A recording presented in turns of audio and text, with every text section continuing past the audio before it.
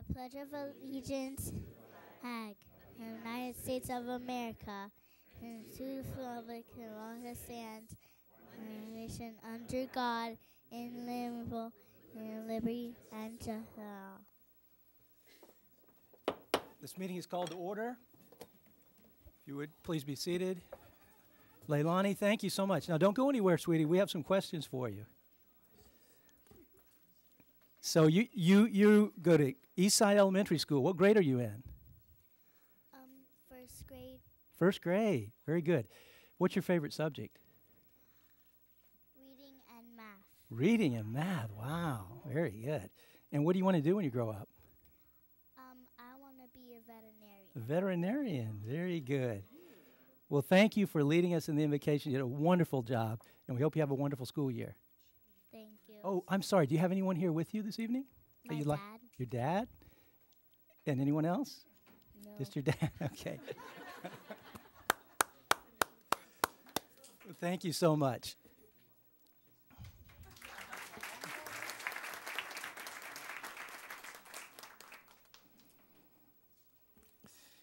Madam Superintendent, do we have any revisions to the agenda?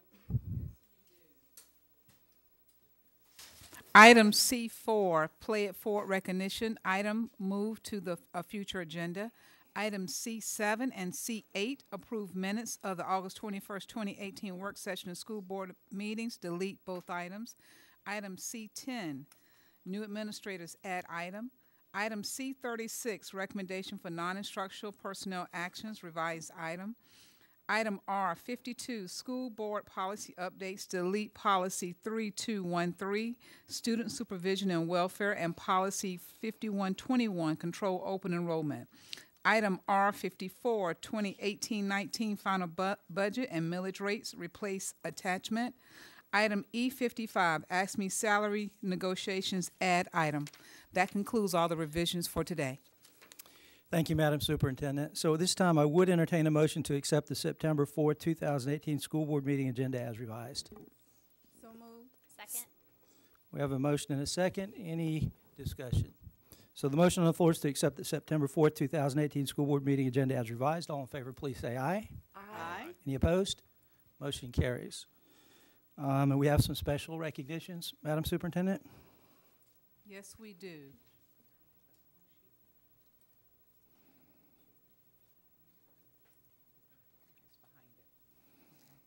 Sorry, it was like 4 sheets behind. I would like to ask school board member Lori Cunningham to please step to the front for our special recognitions.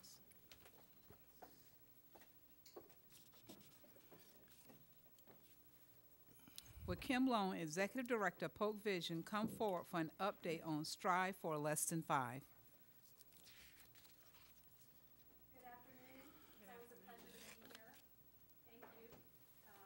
For allowing us to talk to you today. September is Attendance Awareness Month, and so it's fitting that we're here today to speak to you about our work at Polk Vision to reduce absenteeism among our school students. Starting as early as preschool and kindergarten, chronic absence can lead third graders to not being able to read proficiently. Sixth graders could struggle with coursework, and high school students are off track for graduation. In Polk County last year, 1 in 6 kindergartners were chronically absent. 6,300 K-5 students missed 21 or more school days, and 11% of our K-12 students were absent 21 or more days. Last year, the attendance team, we had the privilege to be here last year. In November, we got started late because of Hurricane Irma. If you'll recall, Attendance Awareness Month was eclipsed by preparations for Hurricane Irma. So I think the entire county had attendance issues, both at work and our social lives, and just we put our lives on hold to recover, as did many of the students, the most needy students, the ones that were targeting for chronic absenteeism, also were displaced in their homes. We have a report that we'd like to share with you, and Mr. Chairman, would it be okay to approach with some printed materials? Certainly, of course, okay. Please bring it. And like our teams, it takes a village to distribute our materials. So we have Here we have a report specifically on the Strive for Less Than 5 campaign, our annual report, a piece of marketing that we'd like you to wear, if you would, when you visit schools and are out in the community. It's a Strive for Less Than 5 attendance awareness button. And although we were hobbled at the start, the campaign did eventually catch momentum with support from the attendance team members who visited the pilot schools regularly to gauge the effectiveness of the campaign and to collaborate with school staff. A key component to the campaign was a video featuring Superintendent Byrd and Sheriff Judd. As we enter year 2 of the video, of the campaign, we did get an update on the video, and we'd like to share that with you now.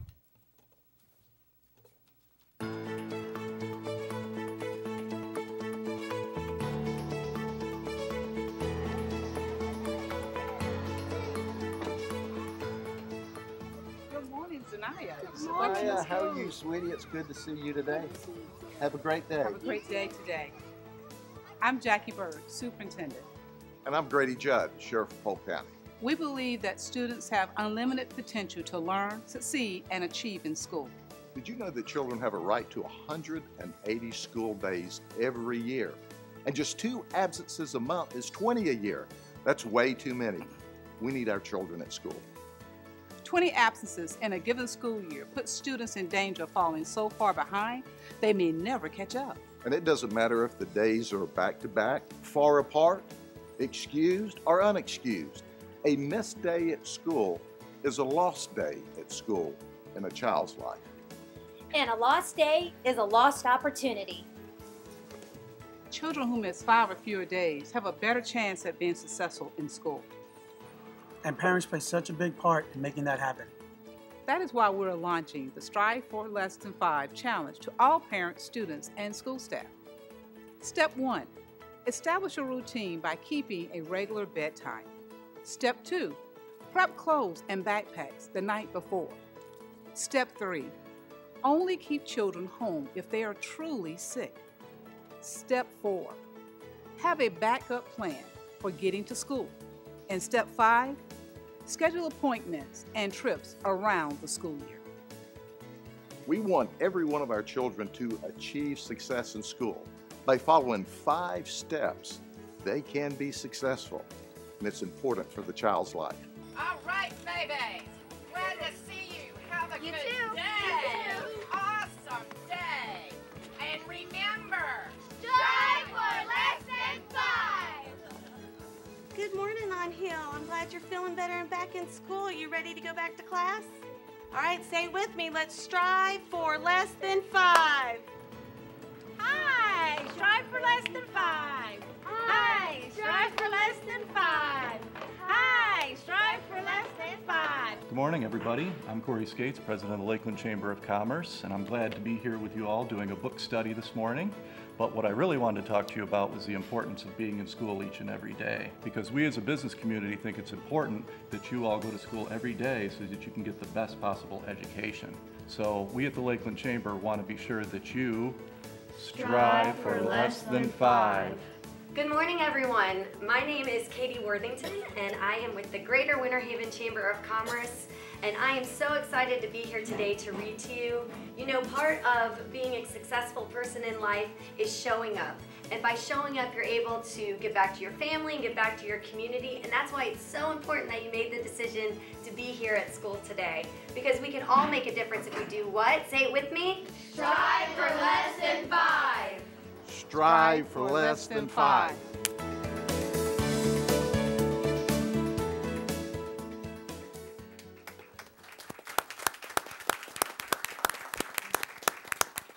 So on behalf of attendance team co-chairs Janet Lamoureux, who's with the Polk County PTSA, and Shannon Gillespie, who's here with us this afternoon. She's the Senior Manager of Social Service Workers with Polk County Public Schools. We would like to thank Rachel Pleasant and her team for once again helping us with a communications piece to support our work, and they did a beautiful job this year. Thank you so much, Rachel, and guys in the booth. everybody.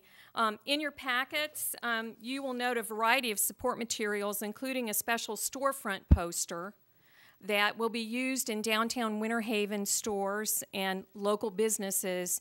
PEP has stepped up to help us advance our pilot to all 14 Winter Haven elementary schools. We'll be launching that tomorrow evening at a principal's reception and providing them with all of the support materials from the original year that the initial 5 pilot schools had. So we would like to thank all of you for your support and for the Challenge 5 campaign, and if you have any questions, we're here to answer them. No? Okay. Would you take the challenge with us for a photo? Yes? Good. Okay, can we pose? That's great.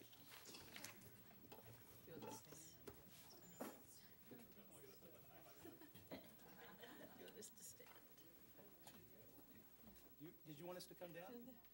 Whatever is best. It probably would look better up here. Yes. Okay, and then Lori, since she's the, you've got your logo there. It looks like I'm taking an oath. What? It looks like.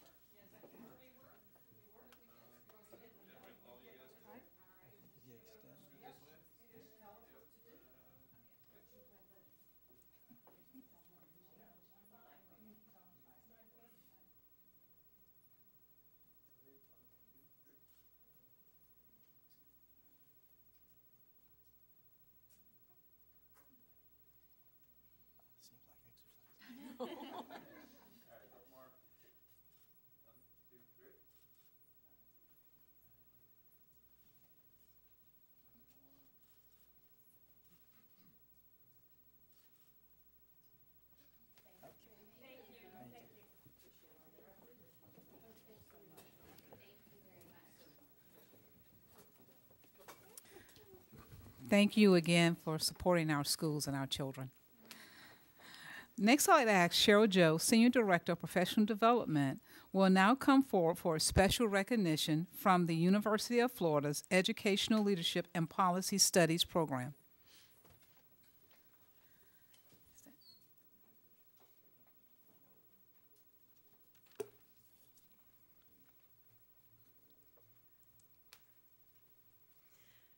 Good afternoon, distinguished board members, Superintendent Byrd, and members of the audience.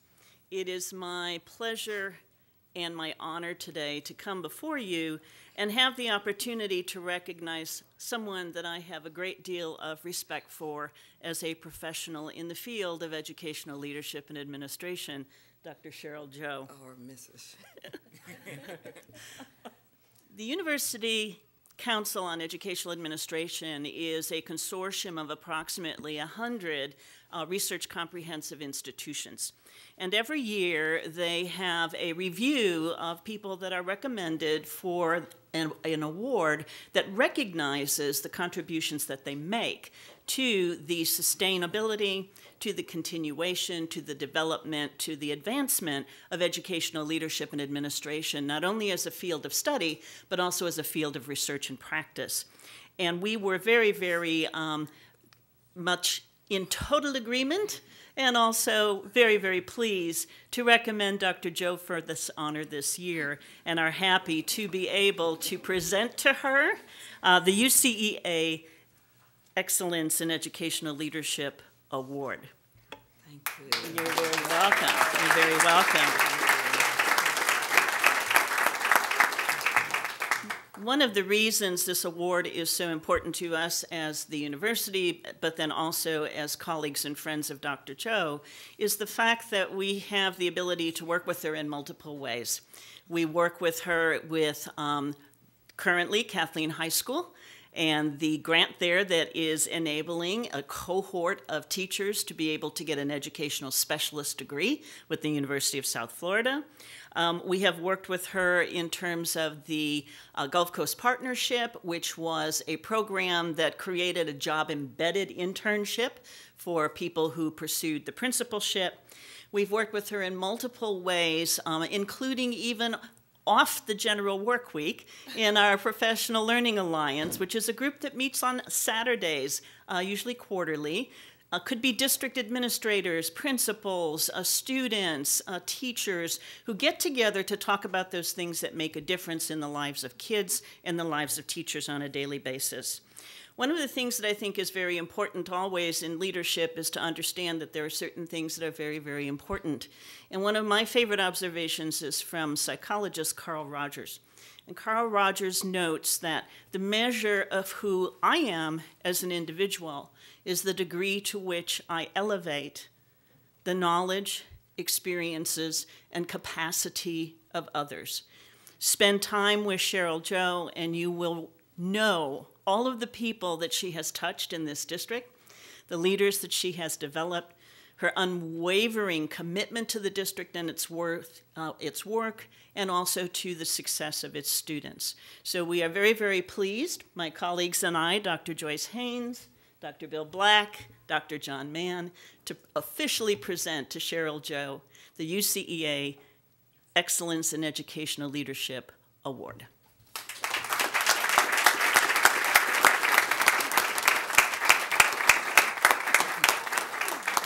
Thank you. I want to just thank the group, the Honorable School Board, Mrs. Jacqueline Bird, one of the most dynamic leaders in this whole state. To all of you, to Dr. Akes, and to my husband, Ernest Joe, I just want to thank you on behalf of the B school district, meaning the best school district in the state of Florida, which is Polk County Schools. I love Polk County Schools. I love what I do and the people I work with. And if I just have touch one life, I have done my job.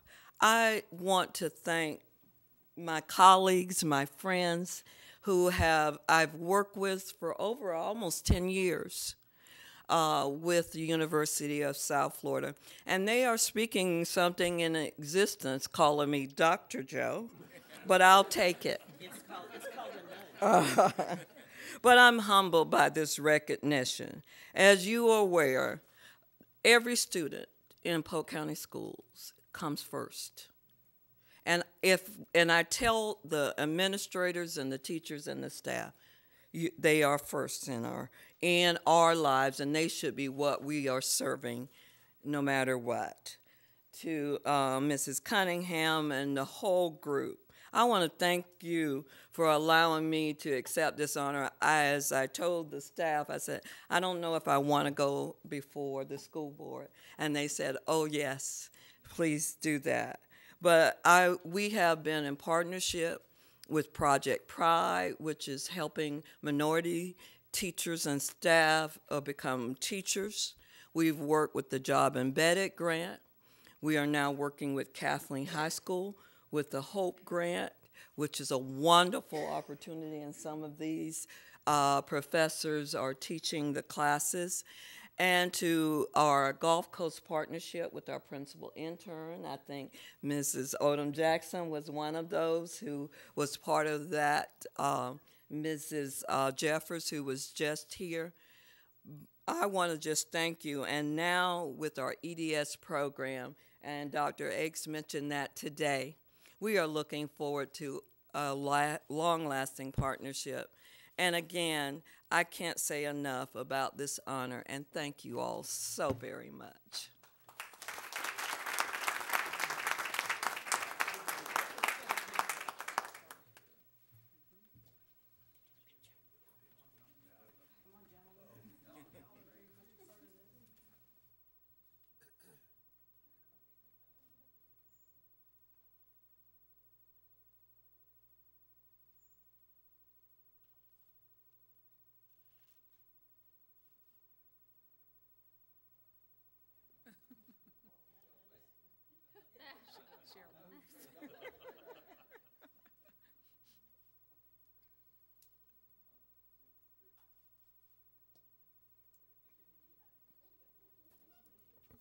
Congratulations again.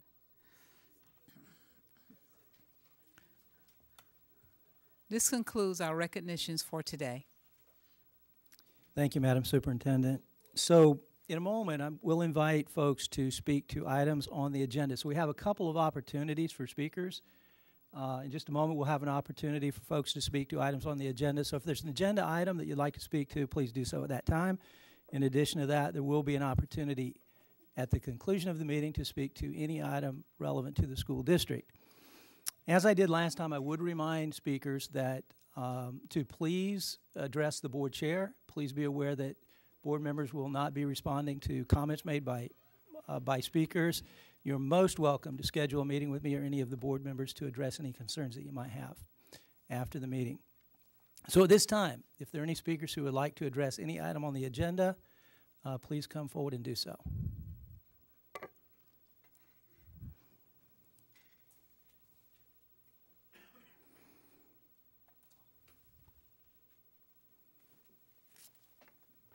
Larry Milhorn, President of AFSCME Local 2227. And what I wanted to address is the item is the raises that you're about to give to the people I represent and my group represents. And I want to thank Ms. Bird, the board, and Ms. Bird's negotiating team for working with us this year. I've been doing this a long time, 18 years. And this year seems like we've finally made some progress. We're moving in the right direction. And I want to thank you all for doing that. I don't know if it was my bus driver speaking or it just coming out of y'all's heart or what happened, or me speaking every, you get tired of hearing me speak. But I do want to thank you because it's appreciated. I'm going to move for ratification. I think it's fair to us. I'm always going to say we want more. You know, that's my job. I'm supposed to keep asking for more. But I think it's a fair contract this year that we were offered and we accepted. We haven't finished our insurance part of it, but I'm sure that there will conclude this week. And again, I want to thank you all because I think we're going in the right direction and moving forward. I hope we keep working together to make this district better, because the better the district is, the better for our children. And like the group before me said, that's the most important thing is the children. And getting them to and from school, feeding them, making sure the schools are clean and well maintained, that's part of what the people I represent do. And I think that's an important part too. And I just want to thank you again, and let's keep up the good work. Let's keep working for our kids. Thank you.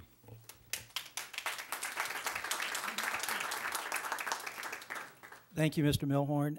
We have a Margie Patterson. Would you like to speak to the AFSCME contract? Thank you. Please come forward. Good evening. Board members.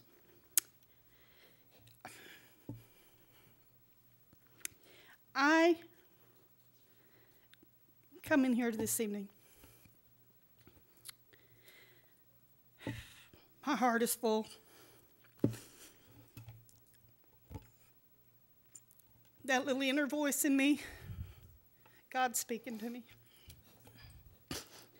He said, come through down here. Say, I can do all things through Christ who strengthened me. He tells me to tell you, thank you for hearing your employees' voices. Thank you for understanding your employees' struggles. Thank you for being proactive to those struggles. As we go through the hard times and your employees struggle, we thank you for understanding and supporting the suspension of the requirement for the high school diploma and the GED. 30 years ago, transportation took a chance on me. I had no high school diploma, no GED. Since then, I have gotten it, and I got 2 years of college under me. So it does pay to do that high school diploma, GED. It does pay. It really does. And to continue that program, to offer that program. I'm sorry. Thank you for the negotiations team that you've given us. They're a great team. Tedra, Laura, Mike, Mr. Belcher, Mr. Davis, thank you. You guys are a great team. We love working with them, and we hope to keep continuing to work with them. I'm sorry, I'm happy. I am so happy to be able to bring to your people this news.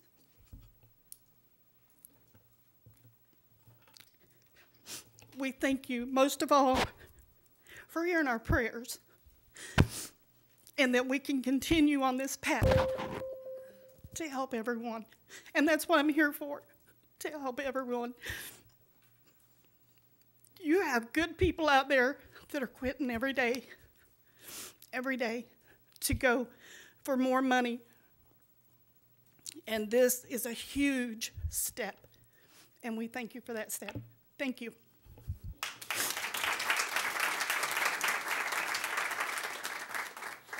Thank you, Ms. Patterson, for the kind words. We appreciate that. Is there anyone else who would like to speak to any item on the agenda?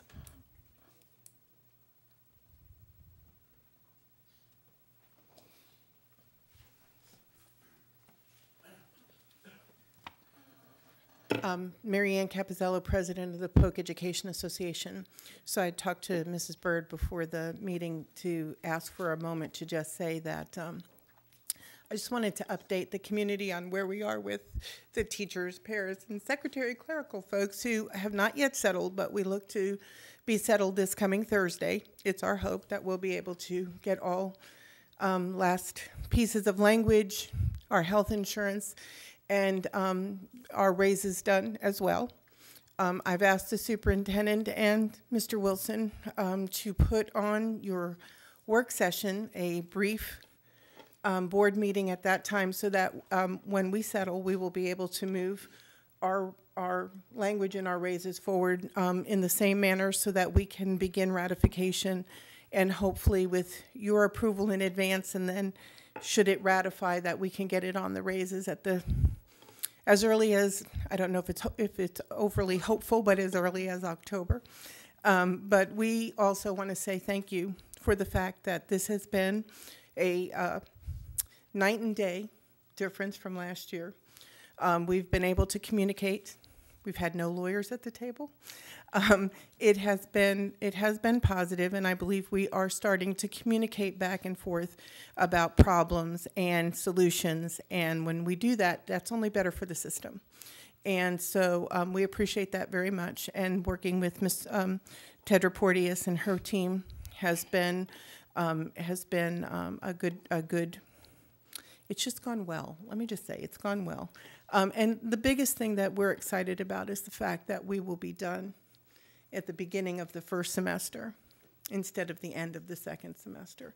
I think that that will be a very big positive to your employees to move there. And the biggest thing that I am going to say is that some of where we are, it's not that we don't agree with what needs to be done, it's we don't have the money to do all that needs to be done. And the constant starvation that we've been facing has an easy solution. It's called the November ballot box. And we need to put men and women in office that give us more than 3 cents per student, basic student allocation. And we need to put people in place that will continue to honor the state constitution and adequately fund public education. Thank you. Thank you, Ms. Capizzello. We are also very pleased with the collaboration and the fact that we're so close to getting this done. So is there anyone else who would like to speak to any item on the agenda? Okay. So at this time, we have no minutes to approve. We'll move to the consent agenda. I would entertain a motion to approve the consent agenda. Move for approval. Second. We have a motion and a second. Any discussion? So the motion on the floor is approval of the consent agenda. All in favor, please say aye. Aye. Any opposed? Motion carries. We have new administrators, Madam Superintendent.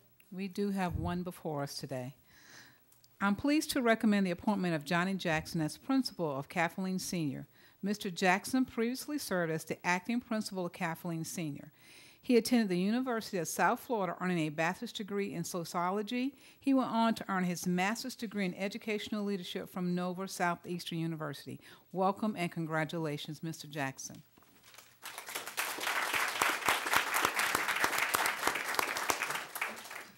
Thank you to Superintendent. Thank you to the board. Thank you to my family, my mom, my wife, my son who's in college. Special shout out to Kathleen Senior High School for bringing me back home. Graduate of Kathleen 1992. Want to say a special thanks to Mr. Joe and his wife and just everyone that had a hand in this. Special shout out to my public education here in the Polk County school system, from Adela Elementary to Lakeland Highlands Middle to Kathleen Senior. I just want to thank you, say thank you to everyone. Thank you.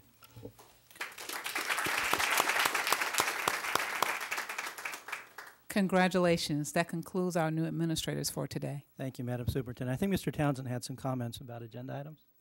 I just wanted to say something nice about Mr.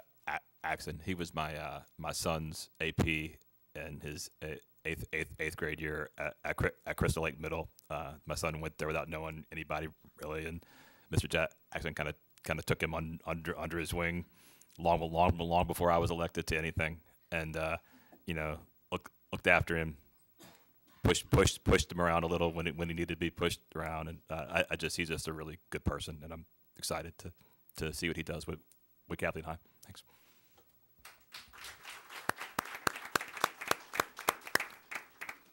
Okay, thank you, Mr. Townsend. The next item on the agenda is item C13. This was moved from the consent agenda to the regular agenda.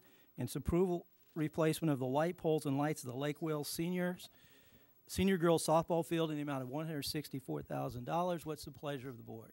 Mr. Chairman, I'd like to make a motion to approve the confirmation for the GMP for P-01841 Lake Wales Senior, the amount of $164,010. Do you have a second? We have a motion and a second. Is there any discussion? The motion on the floor is approval of the replacement of the light poles and lights of the Lake Wales Senior Girls Softball Field in the amount of $164,000. All in favor, please say aye. Aye. Any opposed? Motion carries.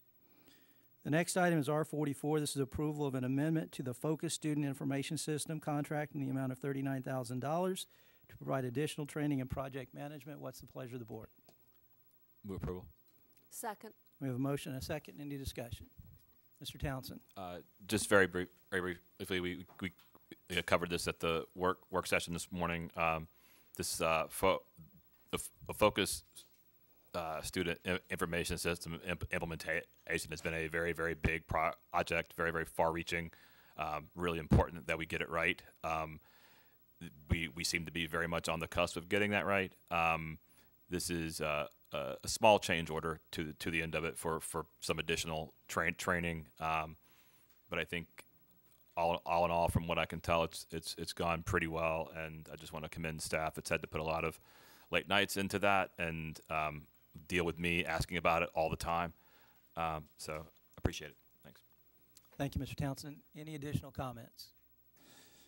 So the motion on the floor is amendment of the Focus Student Information System contract in the amount of $39,000 to provide additional training and project management. All in favor, please say aye. Aye. Any opposed? Motion carries. The next item is R45, approval of the contract with Learning Resource Center of Polk County in the amount of $167,000. What's the pleasure of the board? Move approval.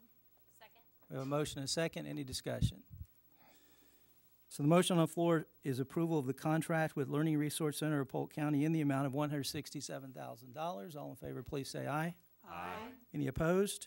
Motion carries. The next item is R46, approval of the purchase of Achieve 3000 by Goss Academy in the amount of $12,454.20. What's the pleasure of the board? Move for approval. Second. So we have a motion and a second. Any discussion? Motion on the floor is approval of the purchase of Achieve 3000 by Gauss Academy. I apologize. I'm sorry. I forgot to ask about this at the work session. There's a word that's hidden on my agenda here, which I think says must purchase. Therefore, there's a. I can't read it on the What's driving the purchase of this? I meant to ask about this morning and didn't. I apologize. You want to come forward?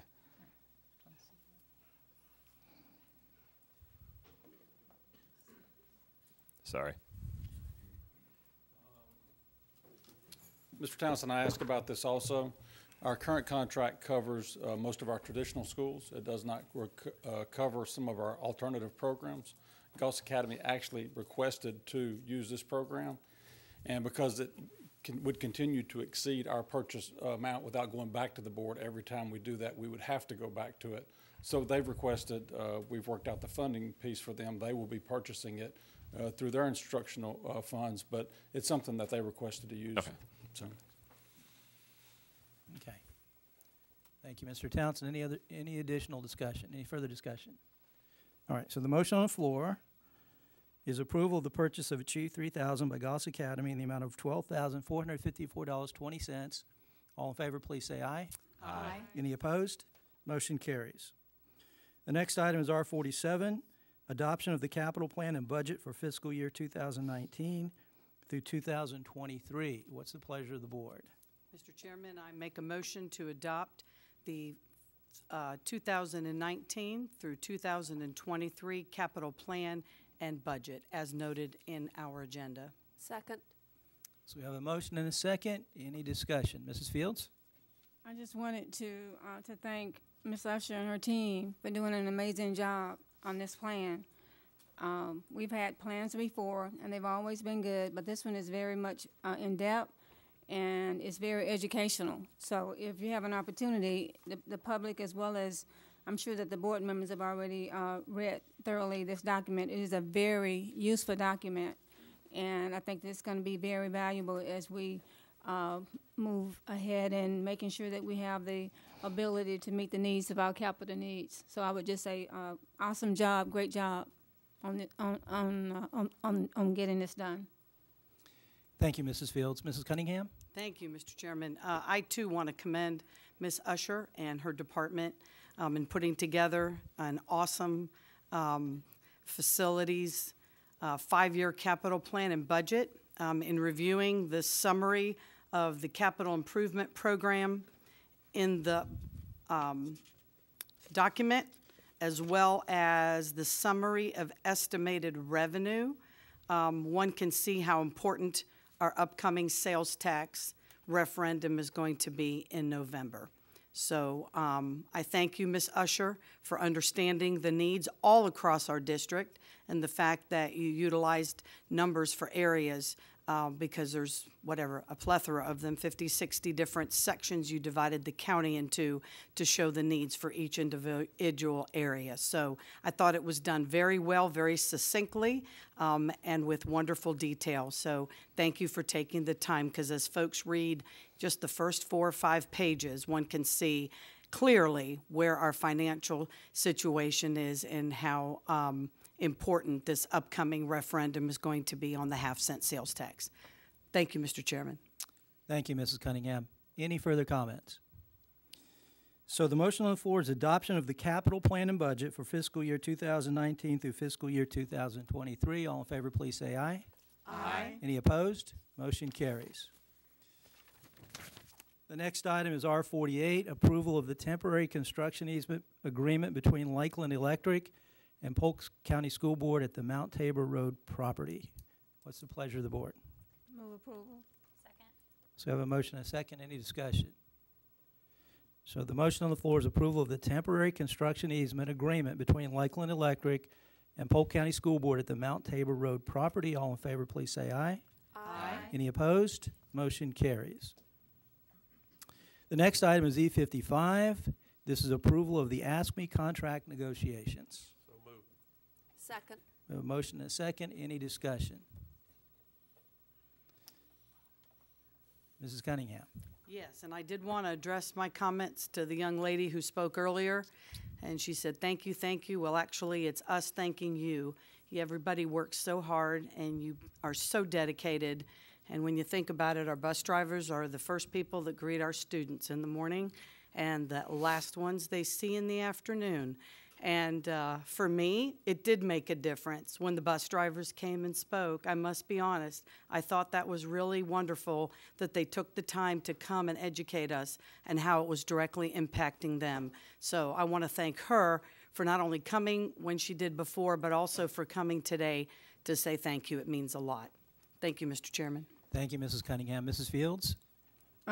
I just wanted to see, Ms. Bird, if maybe Ms. Tedger can come down for a minute and just kind of give a very quick overview for the public as to what this looks like. She's Please. coming forward.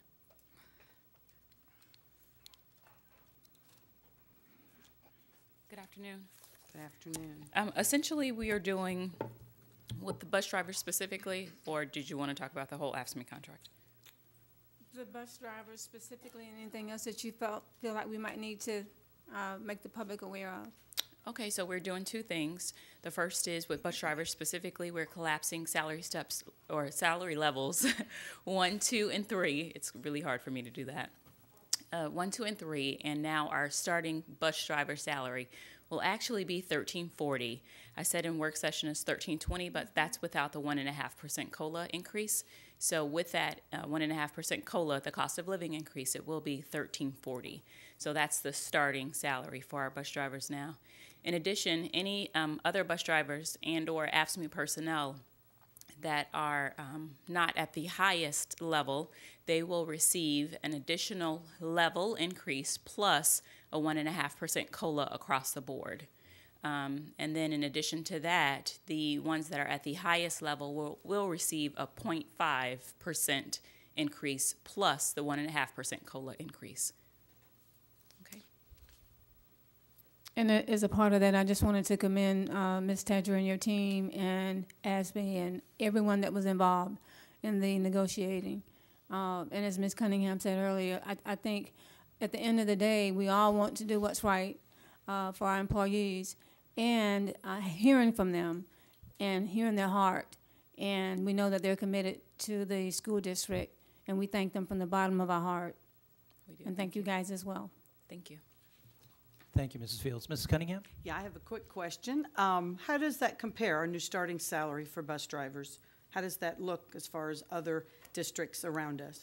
When we pull the data compared to other districts around us, we are now very much competitive with other districts. Before we were well below market, so now we are, I want to say it's only one other district that's higher than us, or two other districts that's higher than us in the surrounding community. So I think in combination with the starting salary increase to $13.40 per hour, in addition to the preferred high school diploma and or GED, we should be able to really recruit and quite frankly maintain a really good bus driver group. Thank you. And I just have a brief comment. I would also like to commend the superintendent. I know we heard from our bus drivers, and I know she met with me and said that that was something that was going to be important to her, and I'd like to commend our staff for working so hard to make that happen for all of our employees, but we know that was especially important for our bus drivers, so thank you.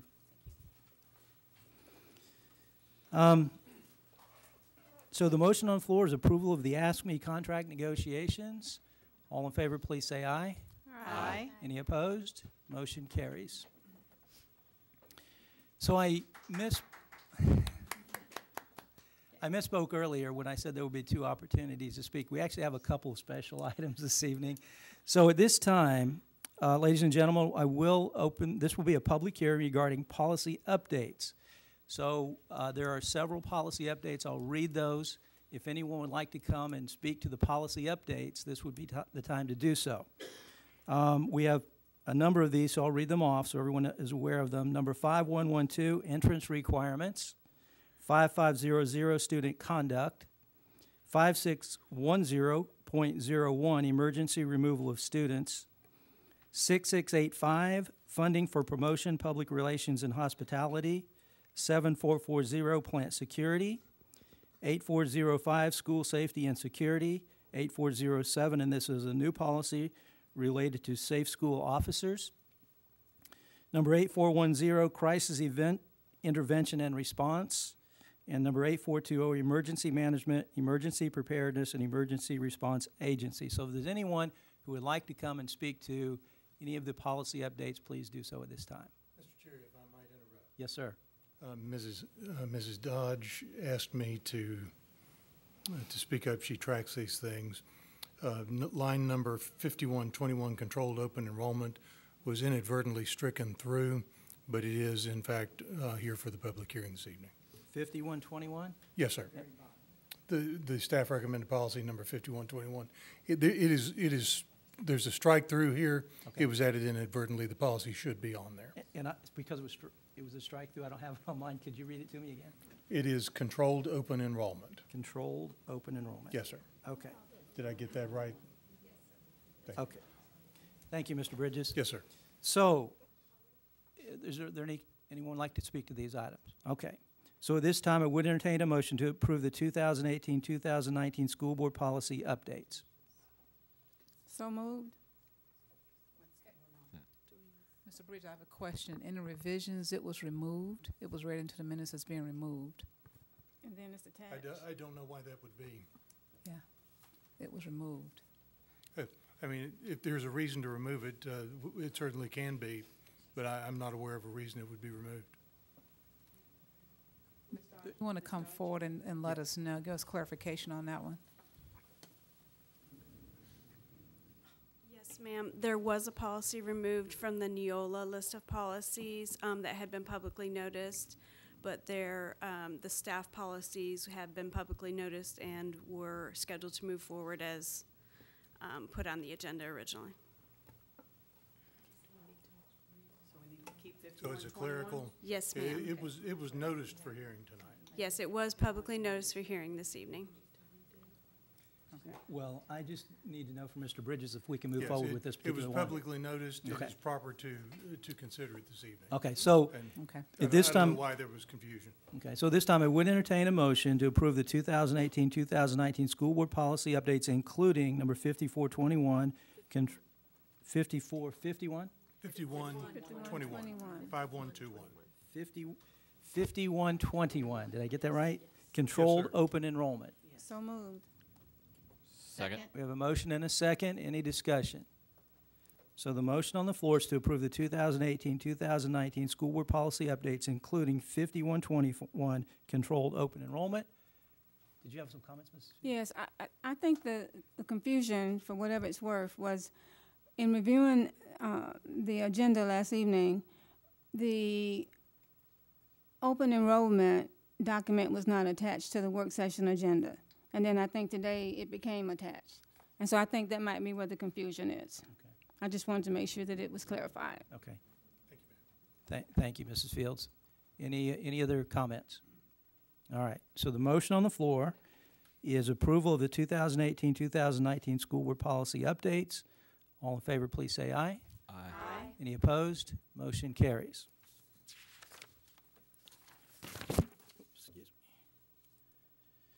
So the next item on our agenda is related to our final budget and millage rates. And I would at this time invite anyone from the public who would like to come forward and speak to this matter to do so.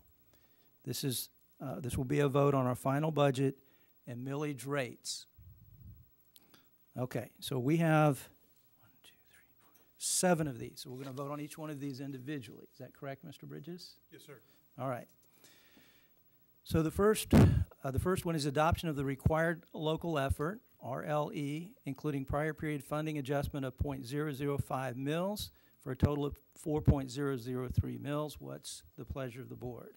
Mr. Chairman, I'd like to make a motion to adopt the required local effort millage rate of 4.003 mils. Second. We have a motion and a second. Any discussion? Mr. Chair, are we going to have staff presentation? Do we? Absolutely, if that's what we talked about today. Okay.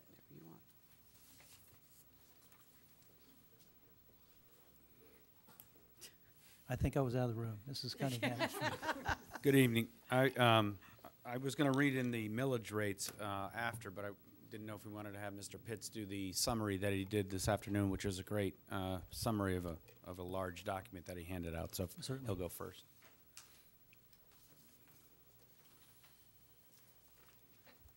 Good evening. I know Mr. Wilson was trying to beat the storm.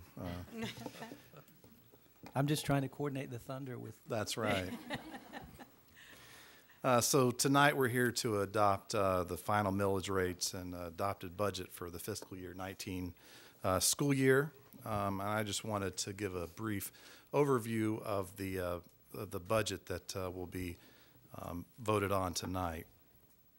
For fiscal year 19, the Polk County School District remains the largest school district in seventh largest school district in Florida, and is the 28th largest school district in the nation based on student enrollment.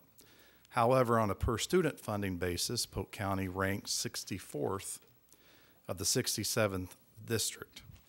Even though it receives the 4th lowest per student funding in the state, Polk County continues to offer the 2nd highest starting salary for teachers, the 25th highest average salary for teachers. It's also noted that Polk's administrative costs rank the 4th lowest of all other school districts. Millage, the certified tax roll for Polk County for fiscal year 19 is $38,033,220,559 based on July 1st, 2018 taxable values. This is a $3 billion increase from the fiscal year 18 tax roll of $35.0 billion. The required local effort, also known as the RLE, has decreased for the 5th year out of the past 7 years. The RLE is one of the 3 millage rates the board will be voting on tonight. However, it's noted that the board cannot change the RLE, as this is set forth by the Florida Department of Education. This year's RLE of 4.003 mils is a decrease of 0.263 mils from the fiscal year 18 rate of 4.2660 mils. The other 2 millage rates, 0.748 mils for operations and 1.5 mils for capital, are already set at the maximum rates. The total tax rate for fiscal year 19 will be 6.2510 mils. This is a decrease of 1.335 mils from 10 years ago. At that time, the total millage rate was 7.586 mils. A homeowner with an assessed value of $100,000 would see their school board taxes decrease this year by $26.30. Per student funding, Polk County's base student allocation, also known as the BSA, is increasing 3 cents to $4,081.65 for the fiscal year 18-19 school year. This is the district's primary source of discretionary funds, which can be used for an allowable purposes such as operating costs, salaries, retirement, and health insurance. This results in a total of $3,359 to the school district. Total per student funding this year is increasing 2.6%, or a total of $181.95 per student. Of that $181.95 in extra funding per student, $73.78 is from a one-time funding compression allocation. $31.87 will be devoted towards the Extra Safe Schools allocation, which is a requirement of the Marjorie Stoneman Douglas Act. $22.97 will be devoted towards a new mental health allocation, which is also a requirement of the Marjorie Stoneman Douglas Act. $5.34 was increased for instructional materials allocation for students, and $4.31 was increased for transportation allocation on a per student basis. The overall budget for fiscal year 19 is $382,367. This is a $44 million increase from the fiscal year 18 adopted budget. The increase in unweighted full-time equivalent students is 3,147 students for a total projected student population for fiscal year 19 of 104,700 239 students. Polk County is seeing the second highest growth in student enrollment in the state based on the percent of student population. The general fund will see an increase of $52,120,388 for a total of $887,259,861 for fiscal year 19. Of this increase, 87% will go towards instructional services. Of this $52 million increase to the general fund, $26.7 million is directly related to student enrollment growth. $5.7 million is from state mandates related to the new Marjorie Stoneman Douglas School Safety Act, and $7.7 million of the $52 million increase is from a one-time state compression adjustment allocation.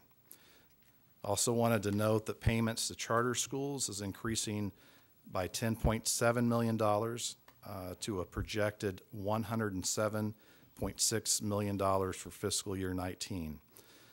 This is due primarily to projected enrollment increases at the current charter schools, and we are also opening 2 new charter schools this school year. Payments to charter schools represent about 14.4% of our total FEFP revenue. Our capital budget will actually see a decrease this year from $192.9 million in fiscal year 18 to $181.1 million in fiscal year 19. That's a total reduction of about $11.8 million. Of that $181 million, $101 million is sitting in fund balance, ready to be used on current capital projects, while $80 million is revenue, primarily composed of the half-cent sales tax for facilities, local capital improvement, also known as LCI, and impact fees. I also wanted to note for the public and for our citizens that the current current half-cent sales tax expires December 31st, 2018. Voters will have the opportunity to continue the sales tax in November. Therefore, only $21 million that of the total $42 to $45 million that the tax generates was budgeted this fiscal year. If the referendum passes in November, an extra $21 million will be added to the fiscal year 19 budget.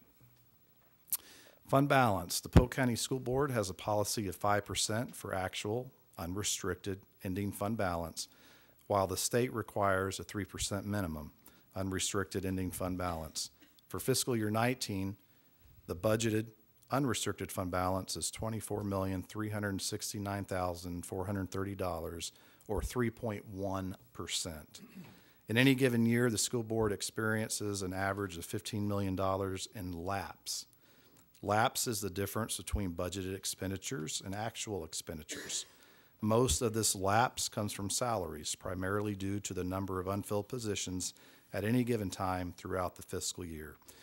It is expected that actual unrestricted ending fund balance will be over 5% due to lapse.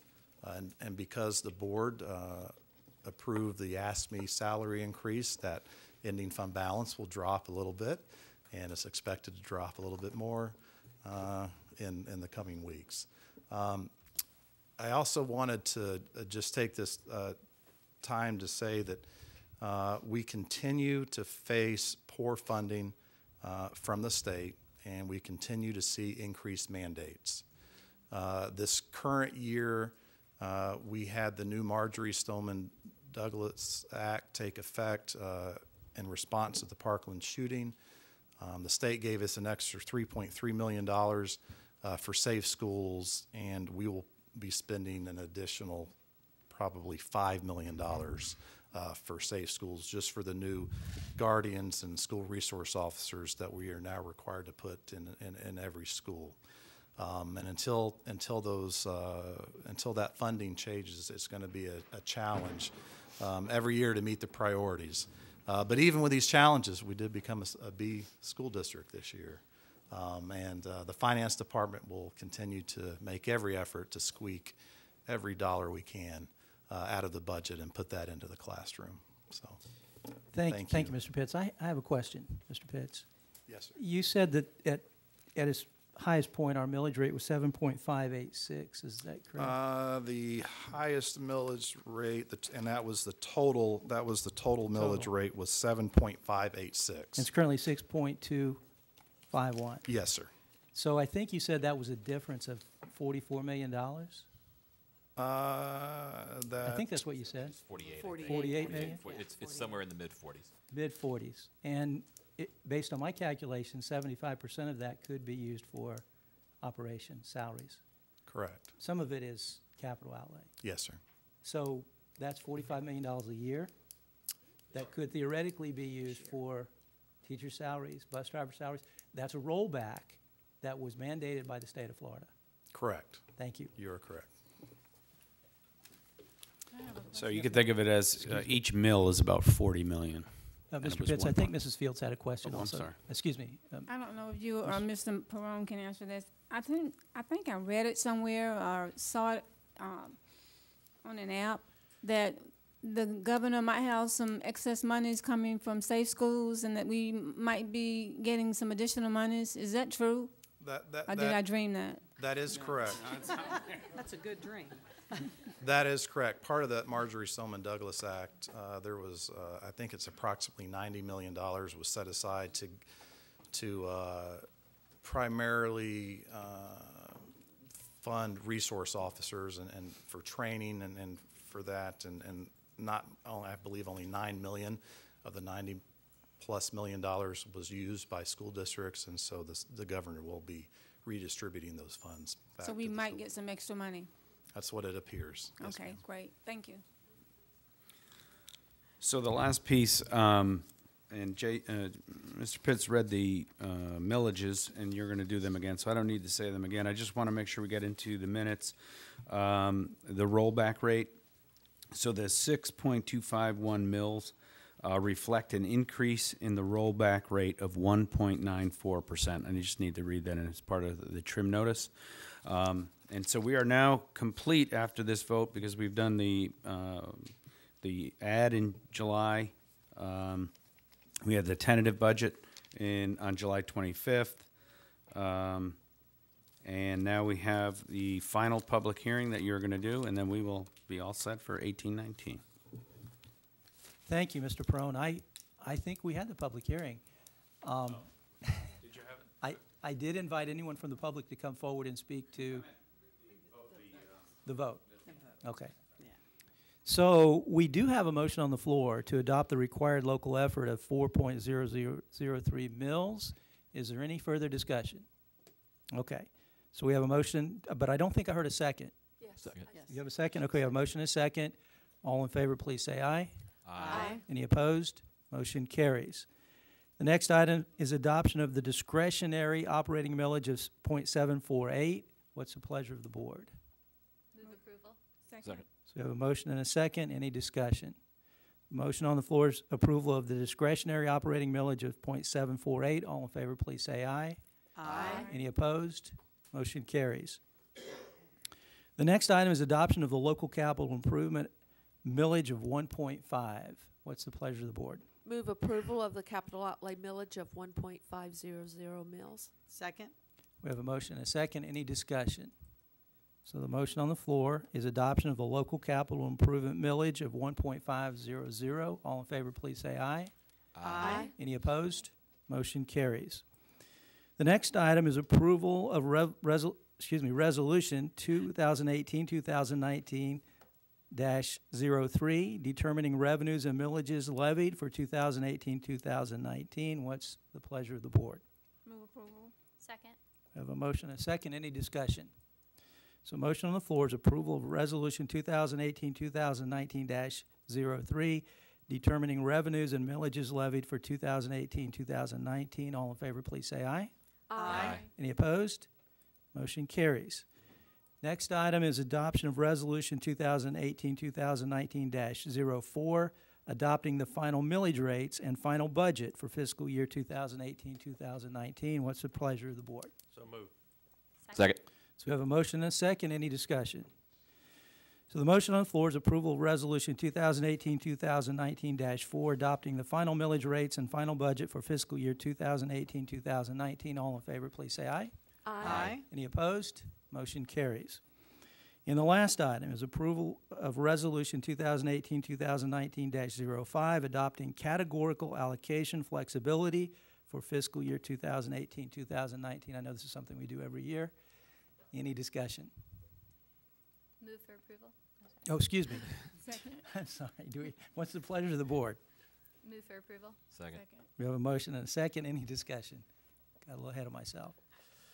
All right, so the motion on the floor is approval of Resolution 2018-2019-05, adopting categorical allocation flexibility for fiscal year 2018-2019. All in favor, please say aye. Aye. Any opposed?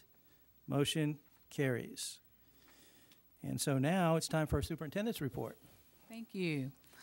On August 25th, Kathleen High School alumnus and Pro Football Hall of Famer Ray Lewis was honored during an event at Kathleen High School. While here, Ray took the time to record a very special message for Florida's Dads Take Your Child to School Day, which is September 26th. We'd like to share this message with you now. Hey team, this is NFL Hall of Famer Ray Lewis, and I'm here to encourage you to participate in Florida's Dads Take Your Child to School Day. Listen, before I was professional, I was a young man growing up in Polk County, my home, my alma mater, Kathleen High School. I grew up without a dad in my life, but I tell you what, thankfully, I was able to stay focused.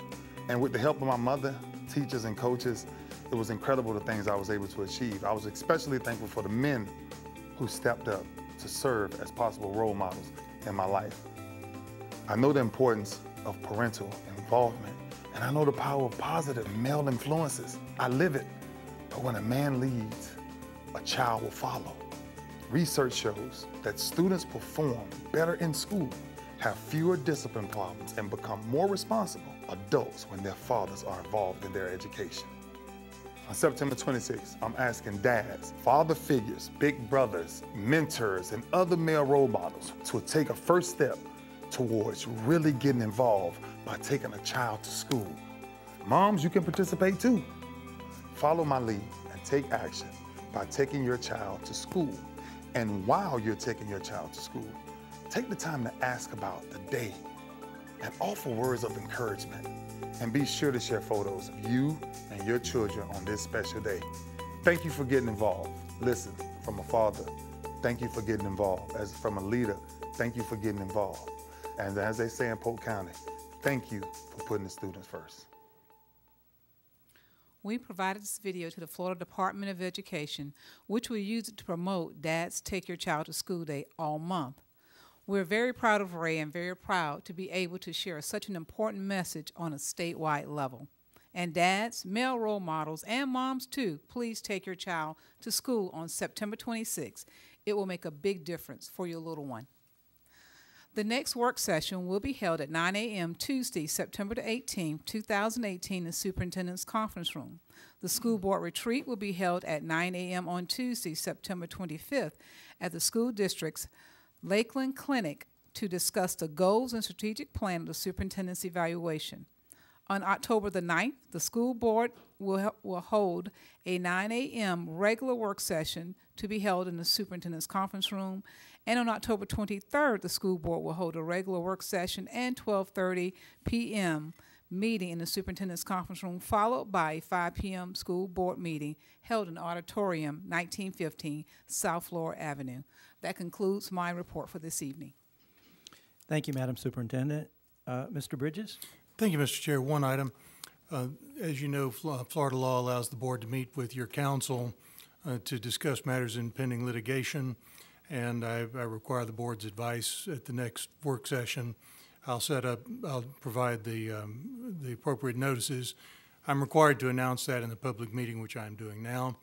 We will set it up during the work session. There will be a court reporter present who will take down everything verbatim, and the transcript will become public record at the conclusion of the litigation. I'll take care of the notice, but I needed to advise you this evening of the need to do that at the next work session. Thank you. Thank you, Mr. Bridges.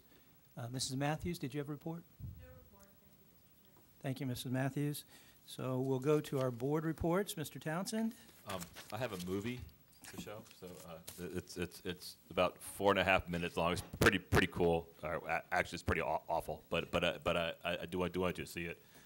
As they're teeing that up, I wanted to close to fill the time by noting that I got 2 more ties this week. My mad tie bomber is back. I don't know why. I'm wearing ties all the time these days, but it's apparently not at home. I don't know. I'm gonna set the stage for this video. It involves the head, the commissioner of education for Florida, Pam Stewart. She's being asked in this clip about the teacher shortage as a whole and a specific contributor to it, which is very high failure rates for, in this case, it's CTE, standardized tests, which the failure rates for all these tests have sort of spiked in the last few years. I think it's pretty obvious the state engineered them to do that a few years back, and we're losing a lot of good teachers for it, teachers who have been proven effective in the classroom. And this reporter is trying to ask about this whole issue, and I want you to watch how she's treated by the top elected official in the state of Florida. This elected official is the equivalent of Mrs. Byrd for Florida, but she behaves differently. So, if that's ready to go, just kind of watch how this goes.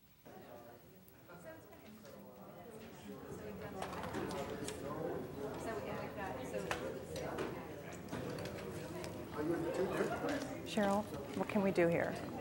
She has things she has to do. Okay. So we have a short break here, then we have our budget workshop. Okay. And then after that, she's got places she needs to be. Okay. So I can provide you with a comment. Cheryl, this is not going to work. I mean, truly, at That's this what point. I can offer you. Don't you go. Cheryl, this is not appropriate. It's not professional. It's not appropriate for We've you been to doing this approach her story when for I'm a asking year and a not to. half. I know We've been that. asking for an interview for a year and a half I to know speak with the that. commissioner or somebody who's appropriate to speak to I about know this, and that. we've gotten nothing but a written comment. That's what we can give you. More than 1,000 teachers just lost their jobs this summer for nothing more than not passing a portion of this test. Is this acceptable? The law says that they have to pass the test. So at what point does the State Department of Education look at this, and is there concern about this? That's not a question I can answer. That's not part of what I do. Okay, but the commissioner can ask that. She could. She can answer that question. Right, but she's asked me to provide you with a comment. That's not no. Cheryl, I'm not here to, get into a fight about this, but I mean, she's the commissioner of the State Department of Education. I know that. This is something that's impacting thousands upon thousands of teachers, and we've been doing stories about this. But you can't answer all the questions. What is the State Department? Is the State Department of Education concerned about this? I can't answer the question. I can't speak for the director. Okay.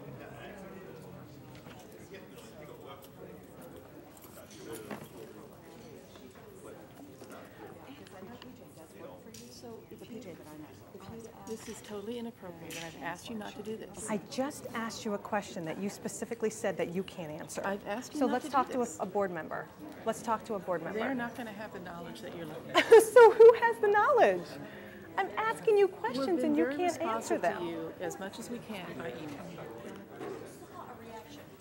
Commissioner Stewart, can you give us some type of response to these failure rates that continue to happen? Let me ask you something. Sure. You're interrupting me in my 15-minute break for lunch. Is that correct? Ma'am, we have spent the last year and a half asking for an interview about this, and we've only received a written statement. And I respect Ms. Etter's response to, give you a comment, but when I asked Great. her one question, she couldn't answer it. Okay, So that's great, but so teachers let me want to ask know, you, is the State are Department of you Education interrupting- concerned about this? Are you interrupting my 15 minutes that I have to be able to have lunch I have today? been asking for a year and a half. I'll answer your question when you answer mine. I am interrupting your 15 minutes to have lunch so we can get answers for the thousands of Okay. teachers who continue to struggle, frustrated, failing this So test. we can go on record as you are rude enough to be able to Okay. interrupt me. Is that right?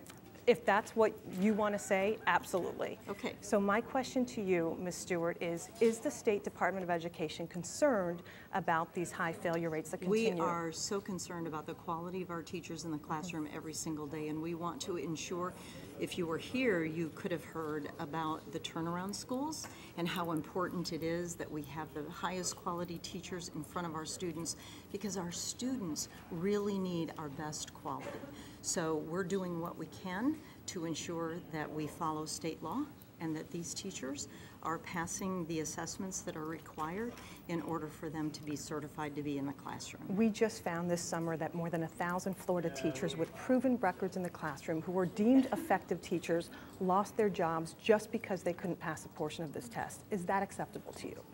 It is acceptable to me to have high-quality teachers in the classroom. Our students deserve that, and it's our responsibility to ensure that we're following the law and we get those teachers in the classroom so that every single one of our students, whether they're my children, your children, or anyone's children, have the very best teachers they possibly can. So at what point does the Department That's of great. Education... I've answered your question. Thank you so much. Thank you very much. So we addressed the specific issue about the teacher test a little at the meeting today, and I think we'll again further.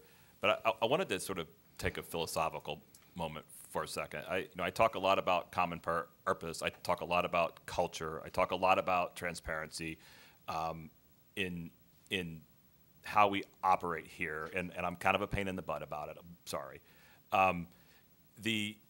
But it's important to recognize that we have to talk about it here. We have to fight it here, because up there in Tallahassee, that behavior, that contempt for the public, that contempt for what we're doing here exerts a pressure on us constantly.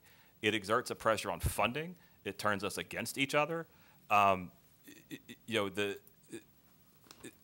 that is not an accident. I mean, Mrs. Bird and Mrs. Fields felt that behavior themselves personally. I felt it personally when I went before the board as a parent back in 2016. That's routinely how they deal with people. It's routinely how they look at their local districts. So we have to work really, really, really, really hard to be a good employer, to be a transparent steward here, because there is no incentive to be that from Tallahassee. In fact, the incentives run counter to that, and so I just kind of wanted to make that point to everybody. I'm never going to stop being difficult about this, because to push back against that takes a lot of systemic work. I want to congratulate. I was very, very pleased with the new teacher welcome event Friday night. I thought Superintendent did a fantastic job of laying out a vision for the kind of values we want to have here, the way we treat people. I think you're starting to see that lived in how we've been negotiating. Things are moving, and it's with no help from Tallahassee at all. Like, tell them just to be partners. Like, I mean, they don't need to do everything for us. Just don't act like that, And that's what I want to leave everybody with. And just I hope you'll carry that image with you when you think about what our leadership here has to deal with. They're on the phone with those people all the time. So they have my sympathies for that. And anyway, I appreciate the direction we're moving. Thanks. Thank you, Mr. Townsend. And I don't know what the value of the ties are, but you may have to file a gift report with the Ethics Commission. I don't think so. No. Mrs. Cunningham? Thank you, Mr. Chairman. Little brevity is always good at these meetings. I would like to talk about our summary of our capital improvement program. Once again, I want to extend a kudos to Miss Angela Usher and her department for all of the work that went into this document. So in looking at it, for anyone who's interested, the first 4 or 5 pages will tell you everything you need to know about our facilities for the next 5 years and what the plans are and where the needs are, quite frankly. And I'm just going to quickly summarize. To look at all the different facilities, and our folks, she explained today, went out and actually looked at each of our schools and our sites to create this master plan. For over the next 5 years, we need a total, and I'm just doing round numbers for tonight, $642 million to complete needed projects around our district. Our projected revenue for the next 5 years to do that is $649 million. However, the most important piece of that is $242 million, we're hoping and praying, comes from our half-cent sales tax, Polk's promise. So I'm here tonight to tell you that I, as this board member, support that sales tax. It does sunset December of 2018. That's this coming December. If we are not able to secure the half-cent sales tax funding, then 1/3 of the projects for Polk County's district schools, 1/3 will not be even begin to be placed on the drawing board. And we're already millions behind in capacity that we have not been able to meet. So I wanted to thank you for preparing this document to make it easy to read and understand.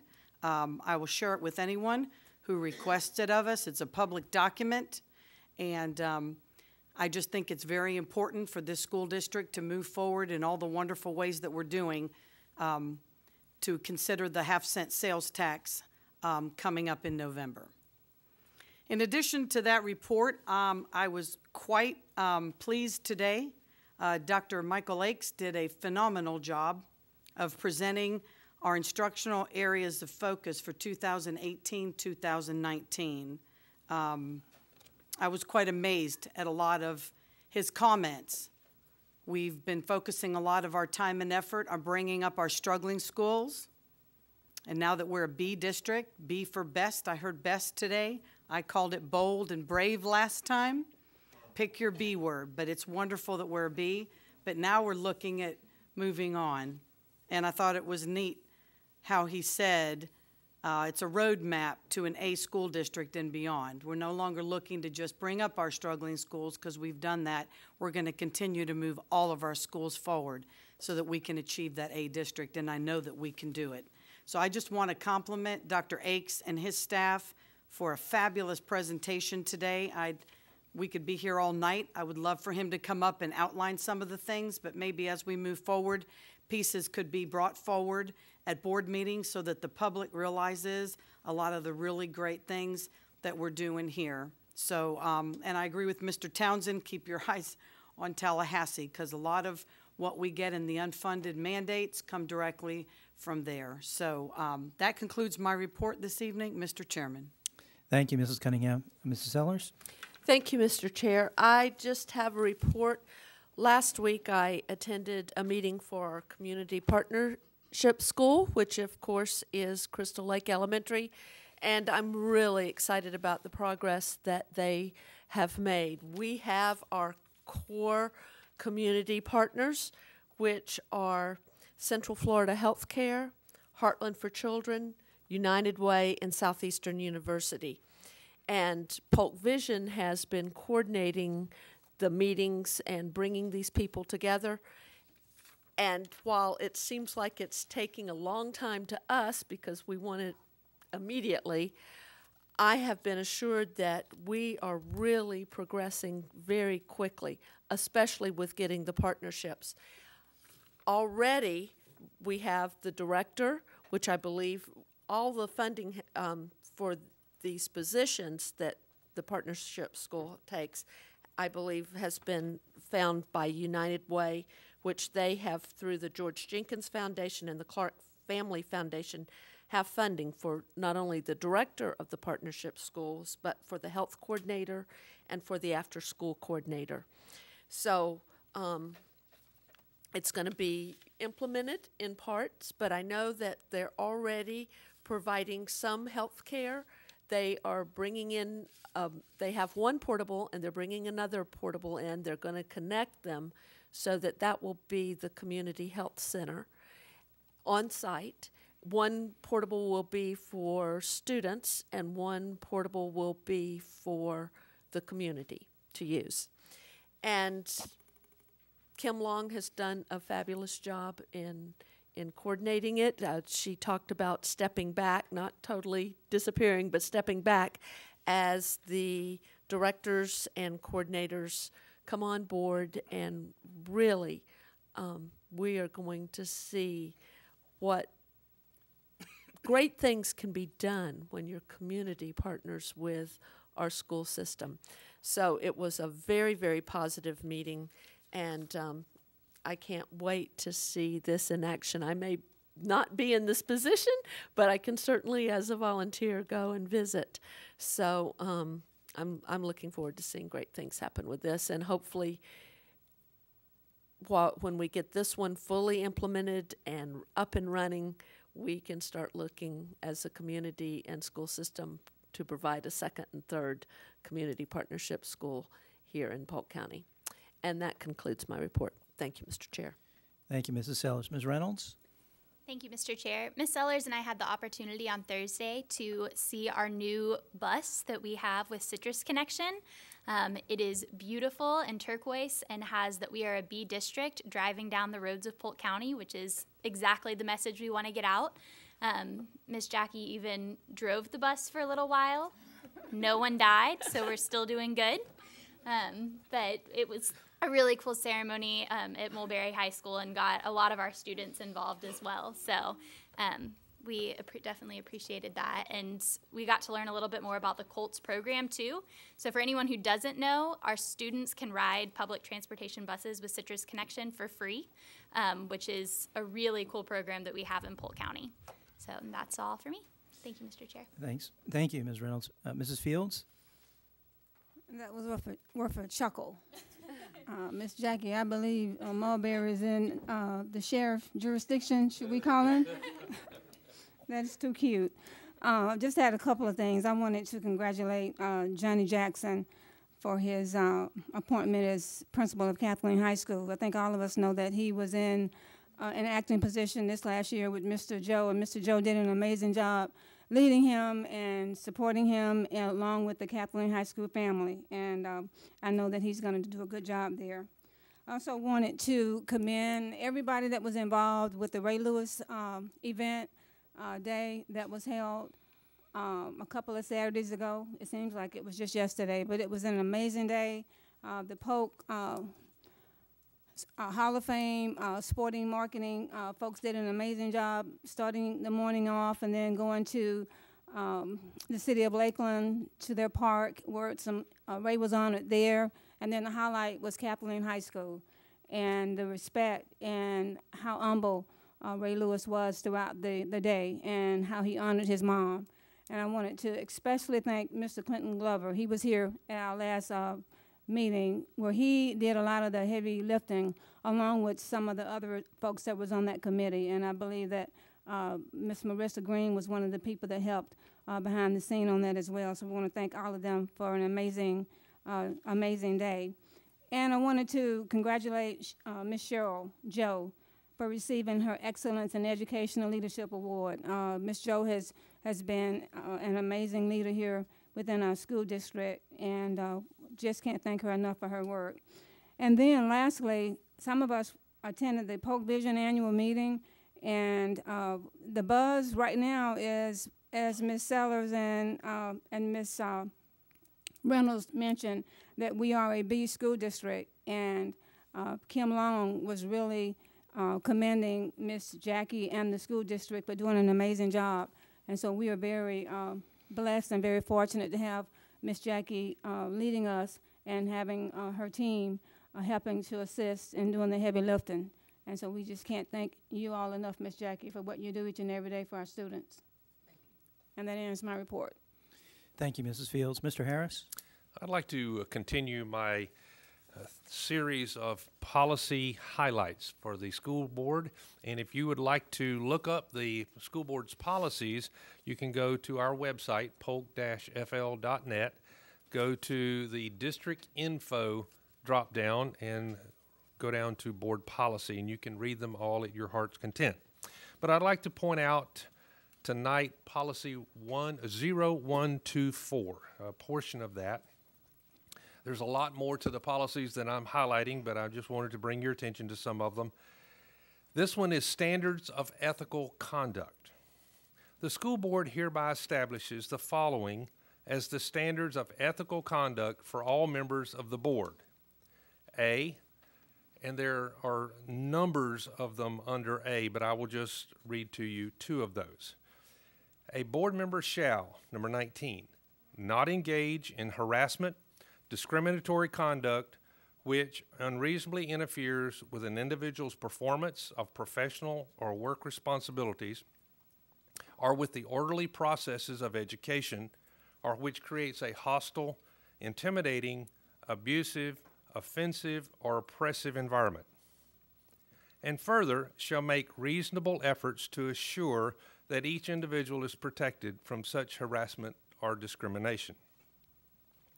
Number 20, a board member shall not make malicious or intentionally false statements about a colleague. B, and I'm still under policy 0124.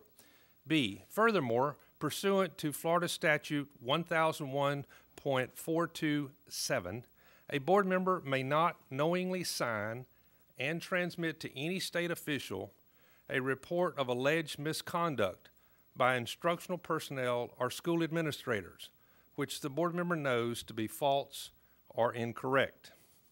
Violation of these provisions will result in the forfeit of the board member's salary for 1 year. All board members shall complete 4 hours of ethics training each calendar year that addresses, at a minimum, the constitutional Sunshine Law provisions, the statutory code of ethics for public officers and employees, and the public records and public meeting laws. Thank you, Mr. Chair. Thank you, Mr. Harris. I just have a couple brief comments. I was only partially kidding about the ties. I think the minimum requirement now is $50, so who knows? If you get enough of them, it could add up. You think those are worth $50? I don't know. I'm just saying. Sorry.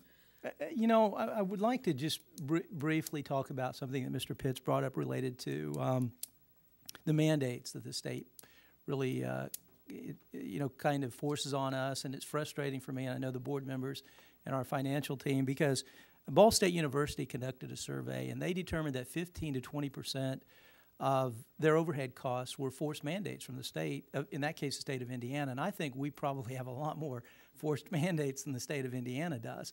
So we don't really know what that number is. I wouldn't be surprised if it's as high as 30%. And you know, it's frustrating when the state, what did we get, an additional $3,300 this year?